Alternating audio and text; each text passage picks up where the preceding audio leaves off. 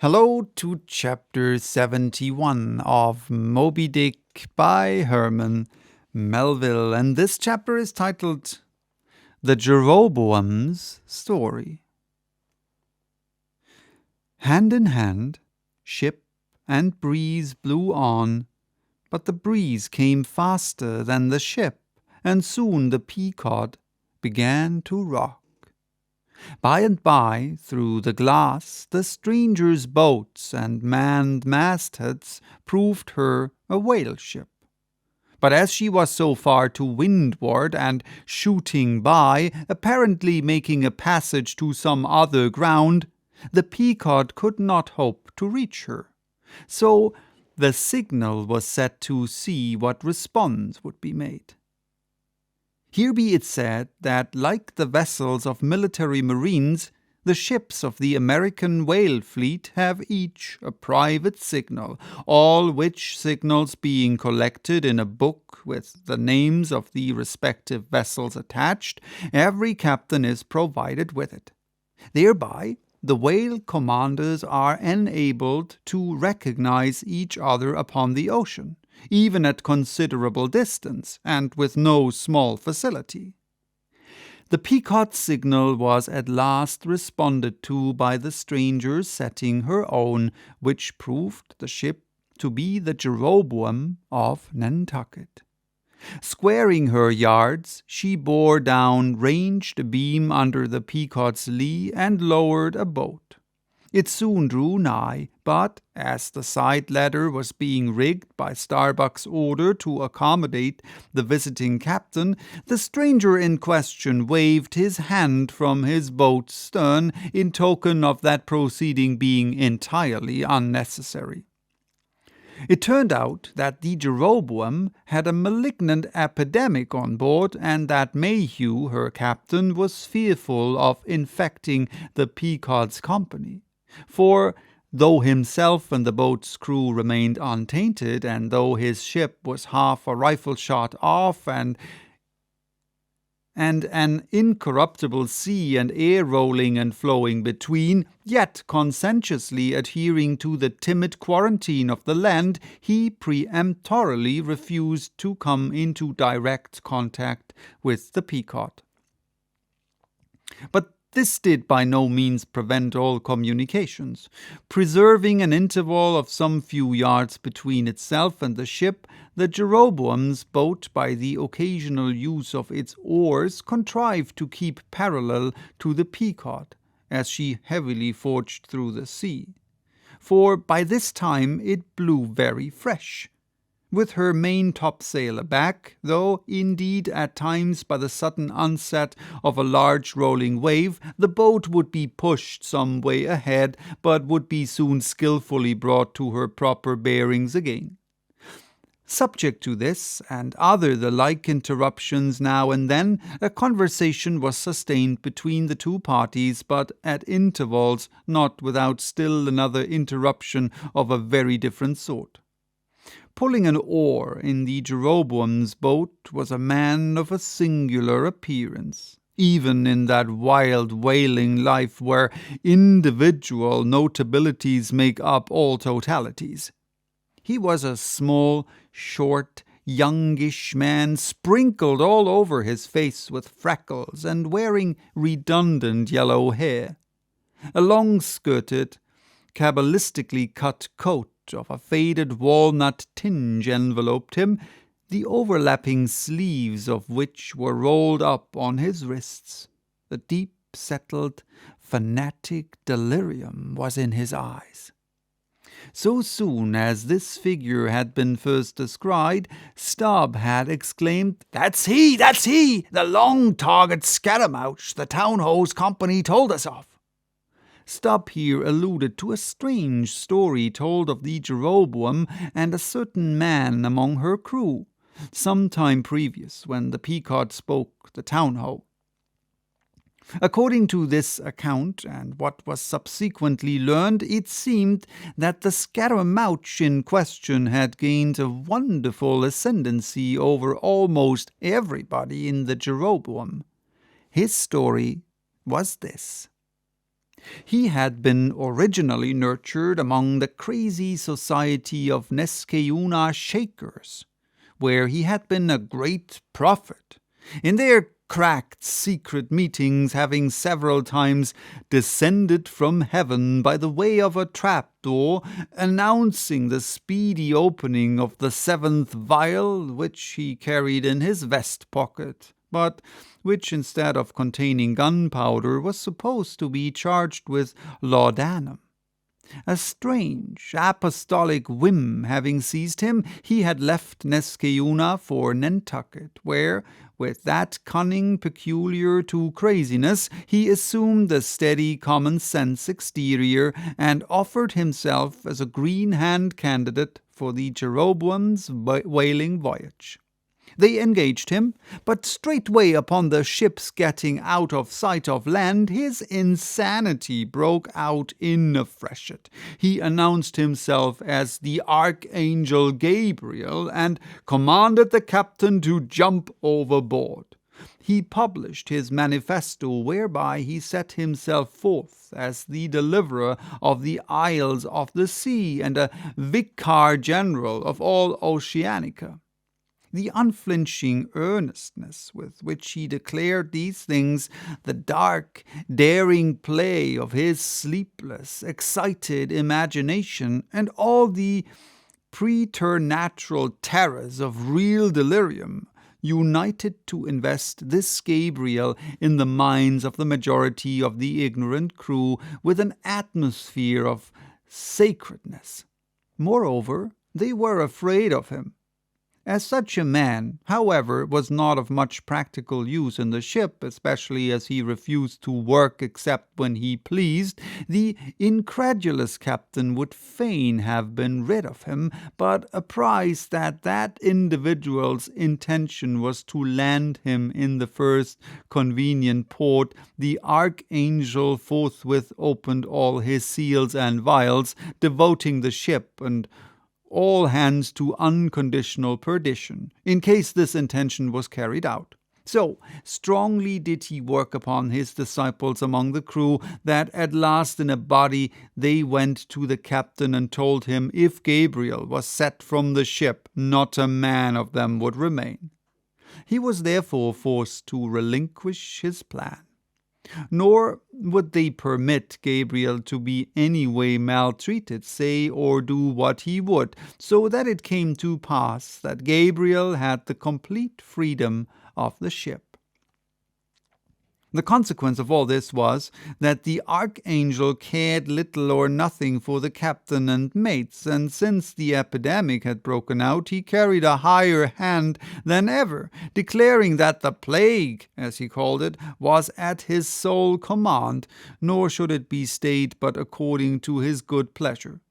The sailors, mostly poor devils, cringed, and some of them fawned before him in obedience to his instructions, sometimes rendering him personal homage as to a god.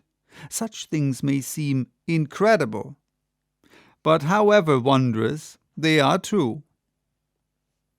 Nor is the history of fanatics half so striking in respect to the measureless self-deception of the fanatic himself as his measureless power of deceiving and bedeviling so many others. But it is time to return to the Pequod. "I fear not thy epidemic, man," said Ahab from the bulwarks to Captain Mayhew, who stood in the boat's stern. "Come on board." But now Gabriel started to his feet. Think of the fevers, yellow and bilious. Beware of the horrible plague." Gabriel, cried Captain Mayhew, "thou must either—" But that instant a headlong wave shot the boat far ahead, and its seethings drowned all speech. "Hast thou seen the white whale?" demanded Ahab when the boat drifted back. Think of thy whaleboat stoven and sunk. Beware of the horrible tale." I tell thee again, Gabriel, that but again the boat tore ahead as if dragged by fiends. Nothing was said for some moments, while a succession of riotous waves rolled by, which by one of those occasional caprices of the seas were tumbling, not heaving in. Meantime, the hoisted sperm whale's head jogged about very violently, and Gabriel was seen eyeing it with rather more apprehensiveness than his archangel nature seemed to warrant. When this interlude was over, Captain Mayhew began a dark story concerning Moby Dick, not, however, without frequent interruptions from Gabriel whenever his name was mentioned, and the crazy sea that seemed leagued with him. It seemed that the Jeroboam had not long left home when, upon speaking a whale ship, her people were reliably apprised of the existence of Moby Dick and the havoc he had made. Greedily sucking in this intelligence, Gabriel solemnly warned the captain against attacking the white whale in case the monster should be seen, in his gibbering insanity pronouncing the white whale to be no less a being than the Shaker God incarnated, the Shakers receiving the Bible. But when, some year or two afterwards, Moby Dick was fairly sighted from the mastheads, Macy, the chief mate, burned with ardour to encounter him, and the captain himself being not unwilling to let him have the opportunity, despite all the archangel's denunciations and forewarnings, Macy succeeded in persuading 5 men to man his boat. With them he pushed off, and after much weary pulling and many perilous unsuccessful onsets, he at last succeeded in getting one iron fast. Meantime, Gabriel, ascending to the main royal masthead, was tossing one arm in frantic gestures and hurling forth prophecies of speedy doom to the sacrilegious assailants of his divinity. Now, while Macy the mate was standing up in his boat's bow, and with all the reckless energy of his tribe was venting his wild exclamations upon the whale and essaying to get a fair chance for his poised lance, lo, a broad white shadow rose from the sea, by its quick, fanning motion temporarily taking the breath out of the bodies of the oarsmen. Next instant, the luckless mate, so full of furious life, was smitten bodily into the air, and making a long arc in his descent, fell into the sea at the distance of about 50 yards. Not a chip of the boat was harmed, nor a hair of any oarsman's head, but the mate forever sank. It is well to parenthesize here that of the fatal accidents in the sperm whale fishery, this kind is perhaps almost as frequent as any. Sometimes nothing is injured but the man who is thus annihilated. Oftener the boat's bow is knocked off, or the thigh-board on which the headsman stands is torn from its place and accompanies the body. But strangest of all is the circumstance that in more instances than one, when the body has been recovered, not a single mark of violence is discernible, the man being stark dead. The whole calamity, with the falling form of Macy, was plainly descried from the ship. Raising a piercing shriek, "The vial! The vial!" Gabriel called off the terror-stricken crew from the further hunting of the whale. This terrible event clothed the archangel with added influence, because his credulous disciples believed that he had specifically foreannounced it. instead of only making a general prophecy which anyone might have done, and so have chanced to hit one of many marks in the wide margin allowed. He became a nameless terror to the ship.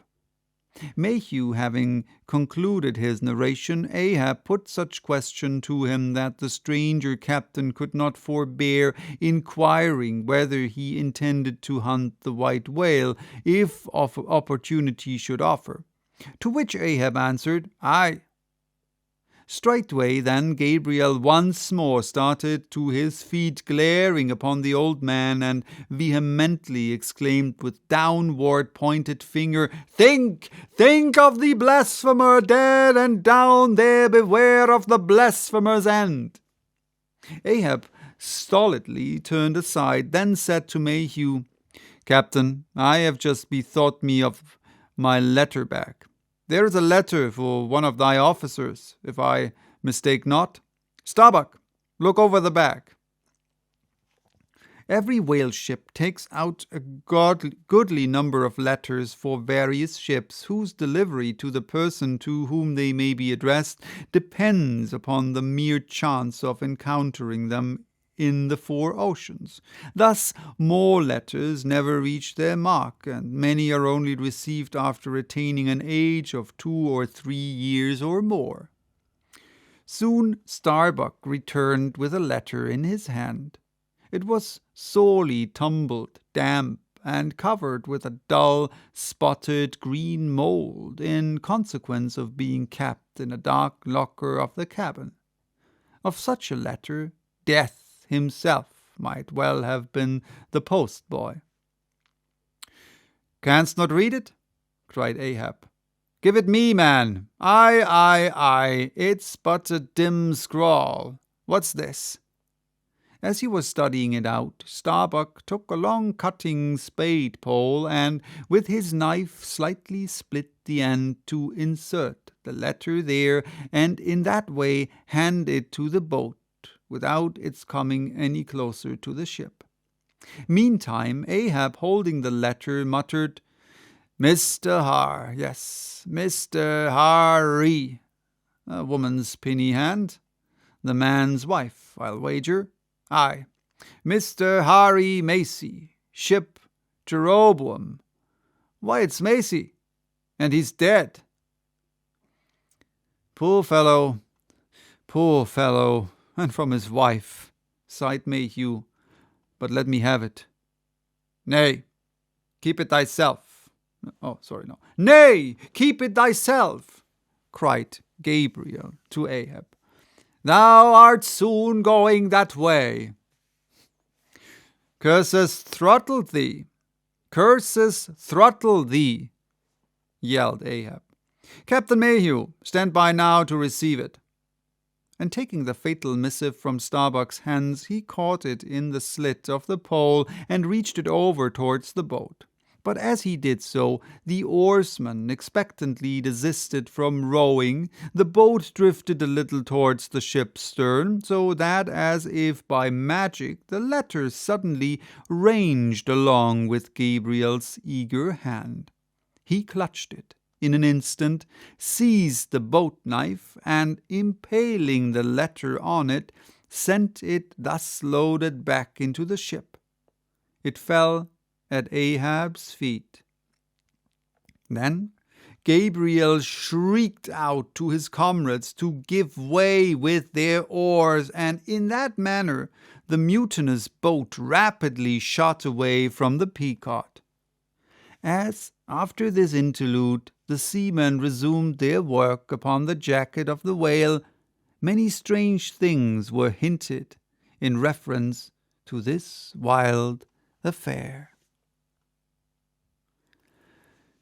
So that was chapter 71. Bye-bye. Till next time with chapter 72, titled The Monkey Rope.